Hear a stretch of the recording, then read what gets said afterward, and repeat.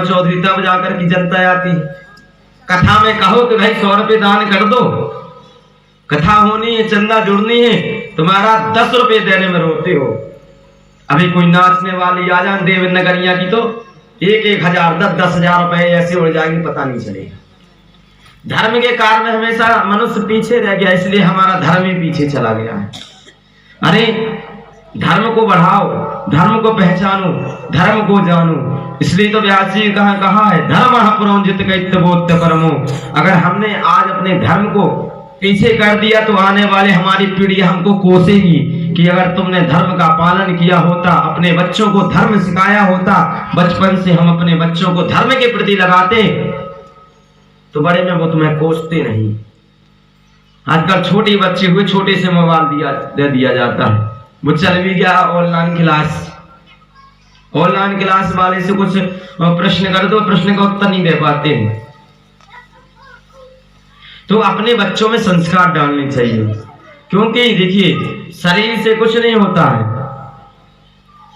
अगर तुमने अपने बच्चों में सुंदर विचार, सुंदर संस्कार दे दिए तो वो संस्कार ही तुम्हारी पहचान करा देंगे, ये बात याद रखना। कहीं जाएंगे, अगर बच्चा गलत करेगा तो बच्चे को कोई नहीं टोकेगा, पहले ये कहेगा इस फलाने आदमी का बच्चा है। तो अपने बच्चों में अच्छे संस्कार देने चाहिए और जीवन में ऐसा कोई काम नहीं करना चाहिए जिससे अपने माँ बाप का सिर झुके।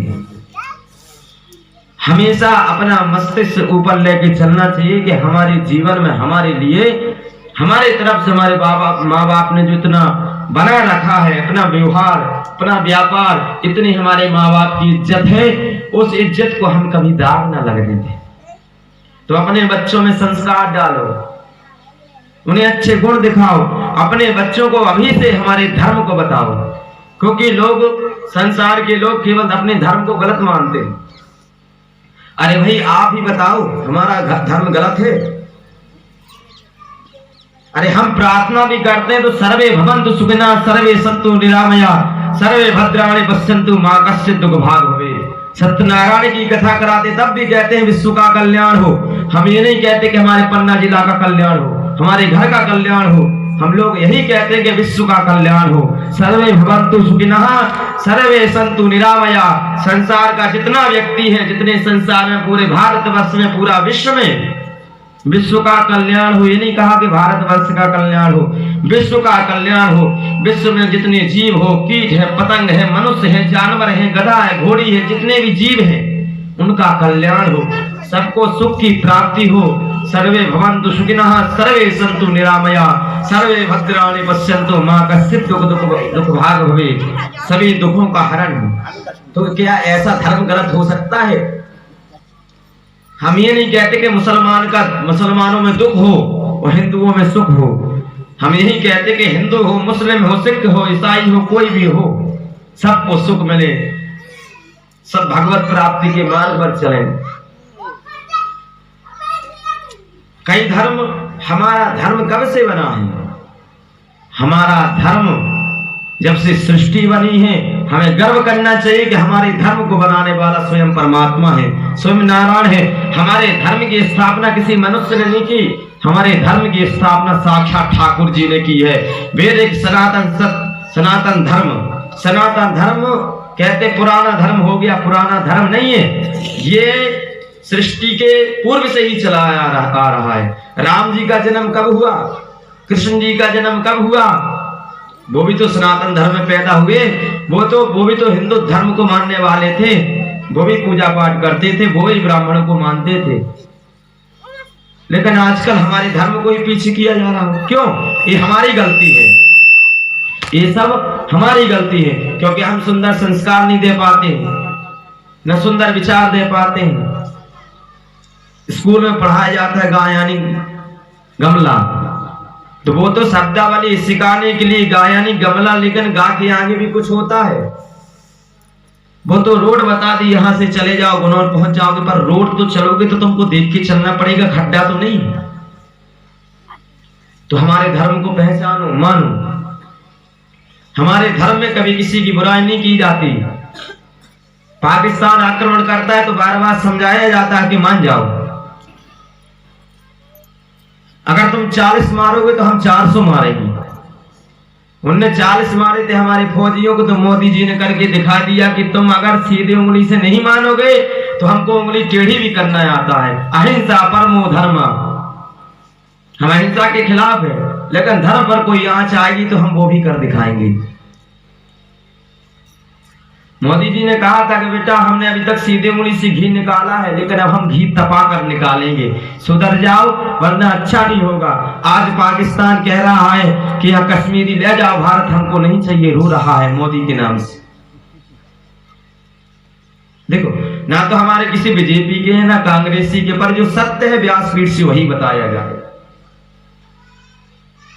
तो हमारे धर्म को जानना चाहिए, पहचानना चाहिए और अपनी पीढ़ियों को बतानी चाहिए। हम जो मिले तो हम उसको समझाएं, भाई भगवान की पूजा करो।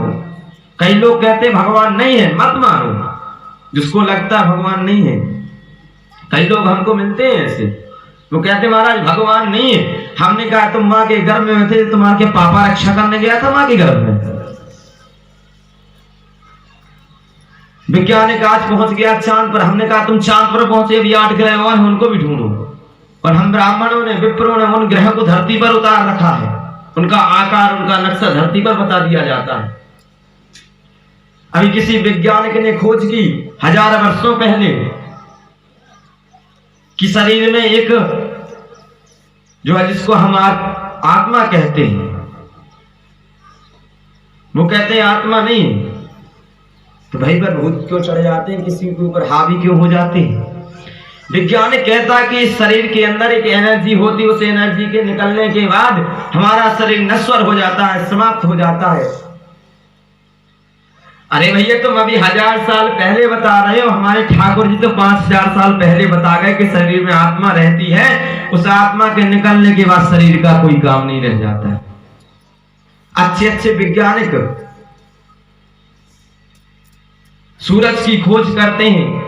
रामचरितमानस में गोस्वामी तुलसीदास जी महाराज ने लिखा है, एक रहस्य छुपा हुआ है श्री राम इसमें हनुमान चालीसा में। लोग कहते हैं हनुमान चालीसा गोस्वामी जी को पागल बताते हैं, बोले वो तो पढ़ा लिखा नहीं था। वो कहते हैं कि वो तो उसकी पत्नी ने मारा, डांटा, फटकारा तो वो गोस्वामी बन गया। अगर आजकल की पत्नी डांटे फटकारे तो हर घर में तुलसीदास जी दिखेंगे और कोई नहीं दिखेगा। अरे तुलसीदास जी महाराज के जीवन को उठाकर देखो, सुनी हुई बातों को मत मानो, पढ़ो, तब जाकर हम किसी के बारे में जान पाएंगे। धर्म का ज्ञान नहीं, वो बात करते हैं बड़ी बड़ी। इसमें लिखा है जुग सहस्त्र योजन पर भानु लीलो ताई मधुर फल पानु, सूर्य की लंबाई कितनी गुना है, 15 करोड़ 36 लाख धरती से सूरज दूर है। अब वैज्ञानिक खोजता रहे, विमान दौड़ाता रहे, कब तक दौड़ाएगा? और जब ना पाएगी तो यही आएगी। हमारे ऋषि मुनि 1000 करोड़ों साल पहले भागवत जी में जो लिख गए वो हो रहा है। कलयुग में जो बता के गए वो हो रहा है। ये सब आप लोग भी देखते हैं कि हो रहा है। तो हमारे शास्त्र वेद पुराण कैसे झूठे हो सकते हैं? बस मानने वाला चाहिए, उसको जानने वाला चाहिए, उसको पहचानने वाला चाहिए। और उस पुराण के, भागवत जी हो या कोई सी पुराण हो, कोई सी कथा हो, उसके सार को प्रकट कर दे, वही सच्चा